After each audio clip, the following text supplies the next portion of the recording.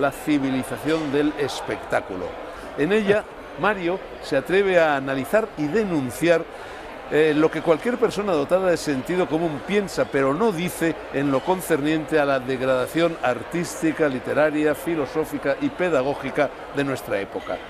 Bueno, yo creo que uno de los, digamos, hay muchas cosas muy positivas en nuestra época, sin ninguna duda, un progreso que sería pues insensato no reconocer, y al mismo tiempo creo que en el campo específicamente cultural hay un deterioro que hay que señalar, porque creo que, digamos, si la cultura se empobrece, si la cultura se vuelve un mero entretenimiento, como comienza a ocurrir, ¿no?, con algunas de las manifestaciones de la cultura, va a haber un empobrecimiento general ya de la vida, simplemente, que podría tener consecuencias muy graves en muchos aspectos de la vida social, la política, las relaciones personales, la vida sexual, la vida espiritual, porque la cultura es algo que abarca, que impregna prácticamente pues todas las formas de la vida, ¿no?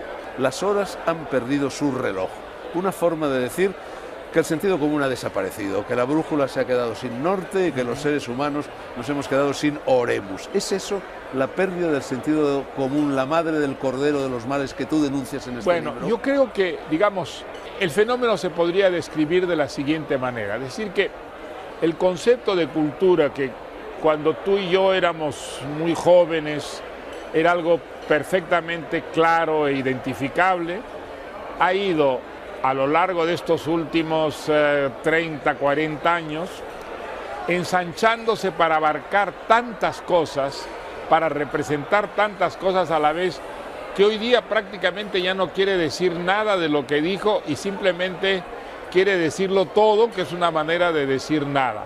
Todo se ha vuelto cultura y ya nada es cultura, porque la cultura se ha identificado con el entretenimiento, ha pasado a ser una de las formas del entretenimiento.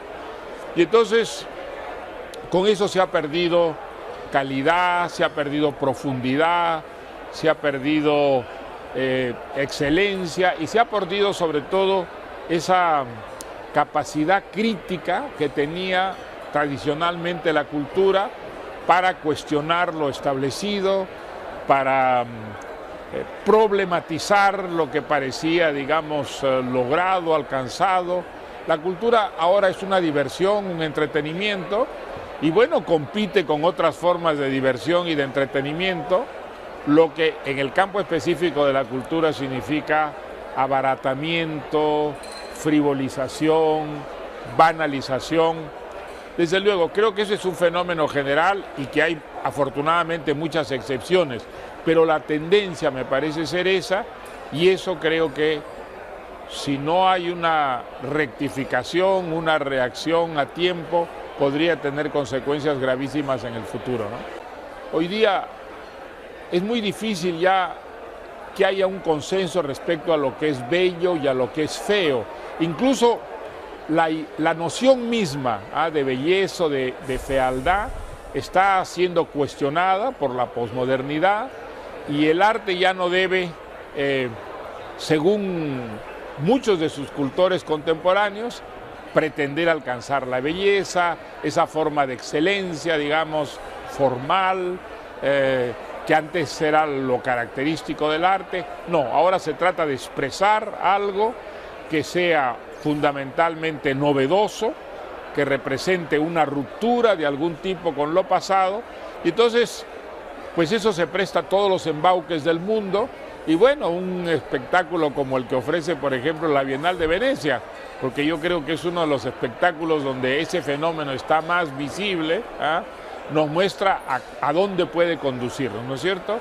A que el embustero, el vivo, el pícaro, el oportunista, al final prevalezca sobre el auténtico, sobre el que realmente hace un trabajo novedoso y creativo. Y no hay manera de establecer una frontera entre los dos, porque los cánones tradicionales han saltado en pedazos, y hoy día pura y simplemente pues no hay manera de establecer qué cosa es genuino, qué cosa es auténtico y qué cosa es puramente postizo diversión pura, ¿no? Esa sensación de tomadura de pelo la tienes tú, la tengo yo, y yo creo que la tiene el común de los mortales. Pero no se atreve a reconocerlo. Nadie se atreve a decirlo. Entonces, no solo se porque burlan de nosotros, vivimos también al mismo tiempo en una especie de dictadura del papanatismo, ¿no es verdad? Hay una confusión, digamos, hoy día, la función que antes tenía la crítica, hoy día la tiene la publicidad. La publicidad, los galeristas. Hay unos intereses creados muy fuertes que trabajan en función de ciertos objetivos que no tienen nada que ver con la creatividad, con el arte, ¿no? Y entonces eso ha creado una confusión en el campo artístico que es muy dramática. Se ha impuesto, por ejemplo, un arte light, un arte ligero, una literatura ligera, una música ligera. Y esa música, ¿qué cosa persigue? Persigue entretener, persigue divertir. Y yo creo que, digamos, la función del arte siempre ha sido, entre otras cosas, por supuesto, entretener y divertir, pero en el sentido más profundo y complejo de esa expresión. Al mismo tiempo, significaba, digamos, la cultura o dar respuesta o plantear preguntas que tenían que ver con una problemática que trascendía lo puramente actual, la pura actualidad, y que iban a lo más, digamos, permanente de la condición humana, de la vida. Eso, pues, una cultura que persigue sobre todo divertir, ya no puede tener esa función, y esa función, entonces, ¿quién la cumple?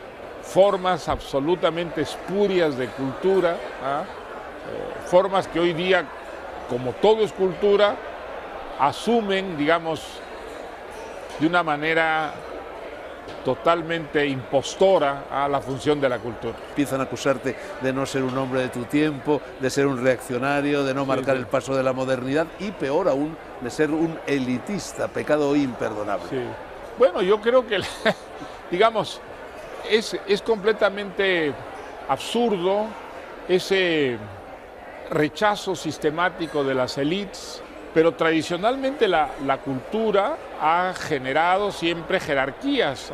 Hay gentes a las que le interesa muchísimo la cultura y han dedicado su vida a la cultura, y esas gentes han constituido una élite cuya tarea, cuya función de alguna manera transpiraba y llegaba a impregnar al conjunto de la sociedad.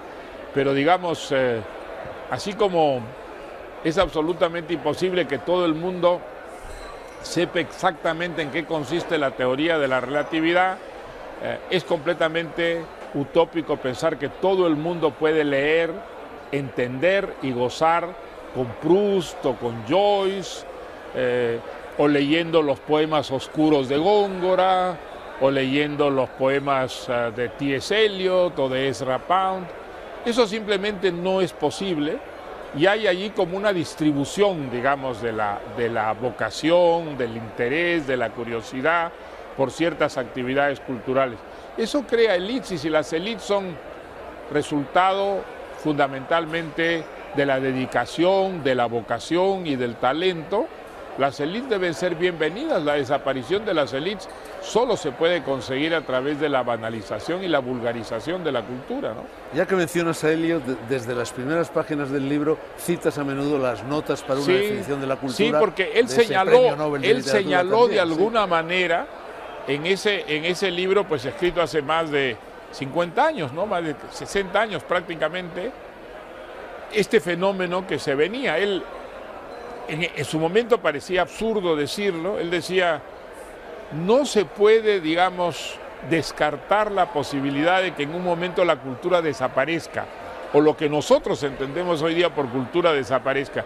Y yo creo que, miren, un plazo tan relativamente corto desde el punto de vista de la historia como son 50, 60 años, en cierta forma ha empezado a ocurrir en nuestro tiempo, ¿no?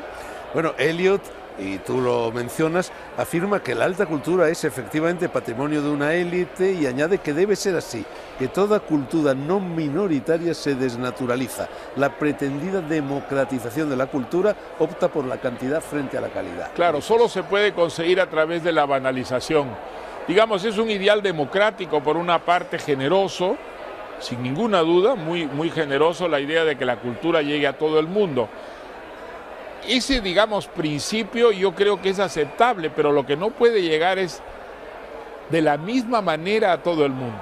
Eso, desde luego, no es posible, porque nosotros somos diversos, los seres humanos, tenemos vocaciones y tenemos aptitudes distintas, y no puedes pedir que todo el mundo se consagre de la misma manera al estudio, por ejemplo, de los clásicos.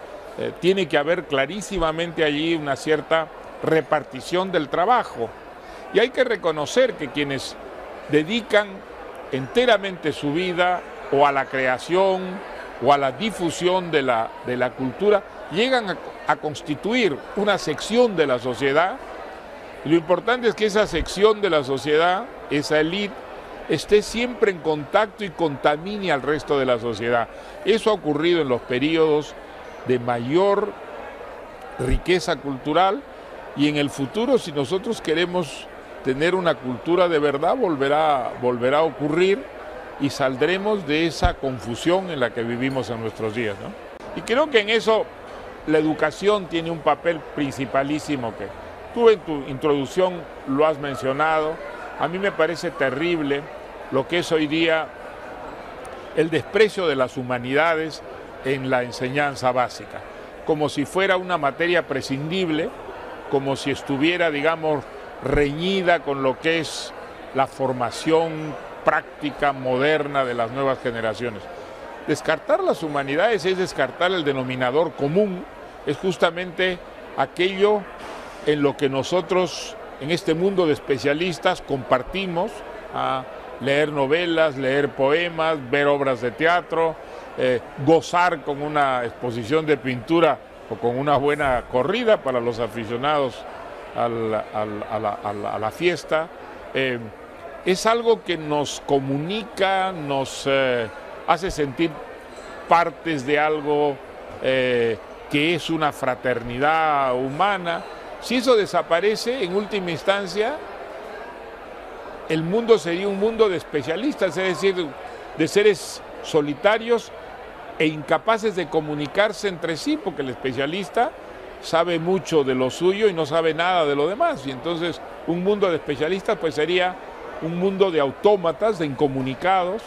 Justamente las humanidades establecen esos denominadores comunes, esos consensos en los que todos pueden participar con un cierto conocimiento de causa. Entonces, acabar con las humanidades a mí me parece un verdadero crimen de tipo cultural, ¿no? Además de perder el sentido común, nos hemos infantilizado. Tú enciendes la tele y verdaderamente te quedas atónito ante lo que se ve allí. Adultos que están jugando las cosas que jugábamos de niños.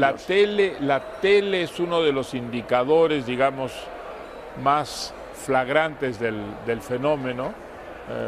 Los programas de la tele apuntan con la intención de llegar al mayor número a lo más bajo, y los programas más complejos, los programas, digamos, donde hay una cierta creatividad, se marginan, se pasan en horas imposibles, porque parten del supuesto que solo puede llegar a públicos excéntricos, a públicos absolutamente minoritarios, y entonces aquello que creen pasa a ser una realidad. Digamos, el gran público se alimenta de programas que son de una banalidad y a veces de una vulgaridad pestilencial, ¿no? Esa es la realidad, y es un fenómeno que ocurre no solamente en España, ocurre en todas partes del mundo, sin excepción. Yo recuerdo cuando yo fui a vivir en Inglaterra en los años 60, a mí me impresionó la calidad de la televisión, era muy impresionante, digamos, el nivel cultural de los programas, desde los informativos hasta los programas de debate, y eso ha desaparecido totalmente.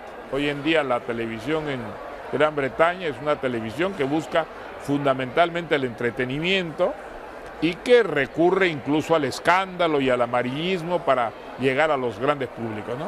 Bueno, hablabas hace un momento de la necesidad de la educación y todo el mundo va a estar de acuerdo con eso, pero sin embargo llamas ingenua a la idea tan extendida hoy de que a través de la educación se puede transmitir la cultura a la totalidad de la sociedad. Y de la misma manera, creo que ese es un error, creo que se puede dar a todo el mundo, digamos, esa formación básica que te permite asimilar de una manera enriquecedora para ti misma las distintas actividades culturales. Pero clarísimamente hay algunas personas que van a tener una mayor inclinación y hacia ciertas formas culturales, en tanto que otras no van a tenerla. Y eso va constituyendo inevitablemente pues unas élites, ¿no es cierto? Si esas élites se mantienen, digamos, porosas, abiertas, y puede haber constantemente, digamos, un refuerzo de nuevos adherentes, en buena hora. Eso mantiene no solamente viva la cultura, sino mantiene una sociedad entera impregnada de todas maneras de las consecuencias de una buena cultura. Pero la idea de que la cultura puede llegar a todo el mundo de la misma manera es lo que estamos viendo hoy día con la televisión. Lo que llega y lo que se llama cultura es una forma totalmente deteriorada, encanallada, envilecida de cultura, ¿no? También dices que la cultura se transmite a través de la familia y que no es transmisión de diversas actividades, sino un estilo de vida. Exactamente. Yo creo que la familia es tan importante como la escuela para crear, por ejemplo, lectores, ¿ah? Si nosotros consideramos que la lectura es importante y en la casa donde viven los niños no hay un solo libro, pues es difícil que esos niños sean lectores, aunque en las escuelas les traten de inculcar, ¿no es cierto?, la importancia de la lectura. Creo que la escuela, desde luego, es fundamental, pero lo es la familia y lo es también el entorno social, ¿no es verdad?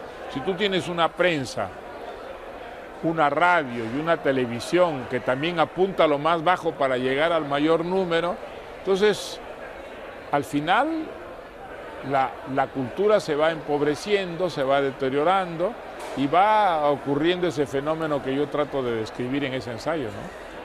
A partir de cierto momento y para sectores importantes de la sociedad, la cultura llegó a reemplazar a la religión o llegó a llenar el vacío que dejaba la religión cuando el laicismo, digamos, avanzaba de una manera impetuosa.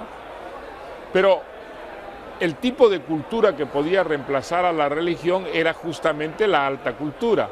Tú no puedes pedir que la cultura baratada, la pseudocultura de nuestro tiempo pueda cumplir esa función de reemplazar, digamos, la vida espiritual que antes llenaba enteramente la religión.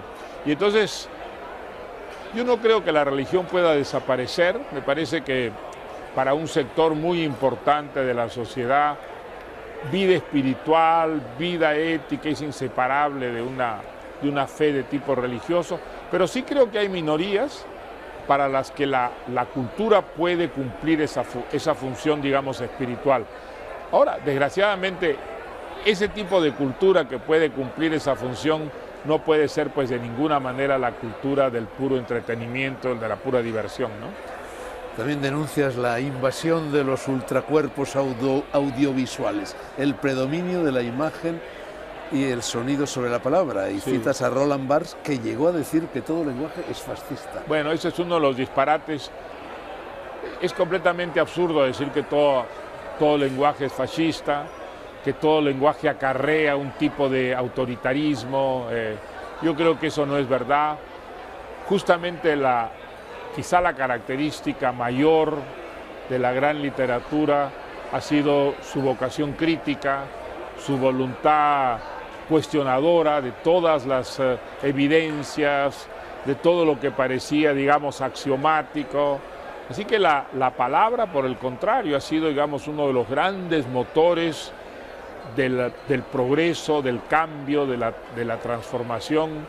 Y creo que uno de los problemas que vive la cultura de nuestro tiempo es el reemplazo de la palabra por la imagen como el gran medio de comunicación entre los seres humanos. Hoy día la imagen es una presencia impetuosa, es una presencia que realmente comunica mucho más a los seres humanos que lo hacía la palabra. Yo creo que también ese es uno de los defectos de la cultura de nuestro tiempo, que puede acarrear consecuencias muy graves, y creo que eso sí en el campo de la cultura democrática, ¿no? Internet, Mario, Un fanático de la web, como el profesor Joe O'Shea, filósofo de la Universidad de Florida, afirma: sentarse y leer un libro de cabo a rabo no tiene sentido.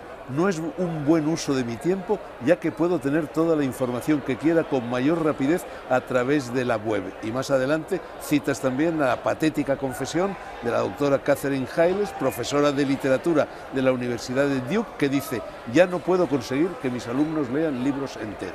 Bueno, pero claro, si están acostumbrados a apretar una tecla y a encontrar inmediatamente la información que buscaban, es difícil que esa persona haga el esfuerzo intelectual que significa leer un libro de aliento, sobre todo un libro complejo, que exige operaciones intelectuales elaboradas. Creo que es uno de los defectos de la extraordinaria transformación que ha traído en el campo de las comunicaciones, de la información, la revolución audiovisual. Hay que celebrarla, creo que entre otras cosas es una defensa extraordinaria contra la censura. Las comunicaciones hoy en día pues han volatilizado todos los sistemas de censura y control, pero al mismo tiempo esa revolución tiene ese defecto extraordinario, que está sustituyendo a la lectura, sustituyendo a lo que es esa forma de introspección extraordinaria que desarrolla muchísimo las facultades intelectuales de los individuos. Digamos, cada vez son más inteligentes las máquinas y cada vez somos más tontos los que las usamos. Es un fenómeno que está ocurriendo en nuestro tiempo, que creo que también debería pararnos las orejas e inquietarnos. Mario, para terminar, 3 cargas de profundidad. Primera carga de profundidad, página 85 de tu libro. La civilización posmoderna ha desarmado moral y políticamente a la cultura de nuestro tiempo, y ello explica en buena parte que algunos de los monstruos que creíamos extinguidos para siempre después de la Segunda Guerra Mundial, como el nacionalismo más extremista y el racismo, hayan resucitado y merodeen de nuevo en el corazón mismo de Occidente, amenazando una vez más sus valores y principios democráticos. Bueno, esto ya son palabras mayores. El nacionalismo, el racismo son formas muy primitivas de rechazo del otro y vienen de muy atrás. Digamos, vienen de un mundo primitivo en el que se desconfiaba extraordinariamente del que no era igual a ti, ¿no? Contra eso nos defendía la cultura, pero la cultura de verdad. La cultura postiza, artificial, superficial de nuestro tiempo, no solo no nos defiende contra eso, sino que en muchos sentidos ha contribuido a abrir las puertas otra vez a esos viejos demonios, entre ellos principalmente los del nacionalismo y el racismo, que son en cierta forma las dos caras de la misma moneda. La segunda carga de profundidad en realidad ya la has mencionado, pero aquí está convertida en ciencia. Van Nimwegen, que es un científico, efectivamente, deduce de uno de sus experimentos que confiar a los ordenadores la solución de todos los problemas cognitivos reduce la capacidad de nuestros cerebros para construir estructuras estables de conocimiento. En otras palabras, cuanto más inteligente sea nuestro ordenador, ya lo has dicho, más tontos seremos. Bueno, ese dato está tomado de un libro que es muy interesante, que es un libro de Nicholas Carr. Es un científico norteamericano que estuvo muy vinculado justamente a la gran revolución audiovisual y que en un momento dado se asustó con aquello que le estaba ocurriendo a él mismo. Y él ha escrito un libro de donde yo tomo esa información, que es apasionante, porque conociendo muy bien el fenómeno audiovisual y de ningún modo rechazándolo, nos alerta contra los peligros que puede traer confiarse demasiado en las máquinas y dejar de pensar y de juzgar por sí mismos.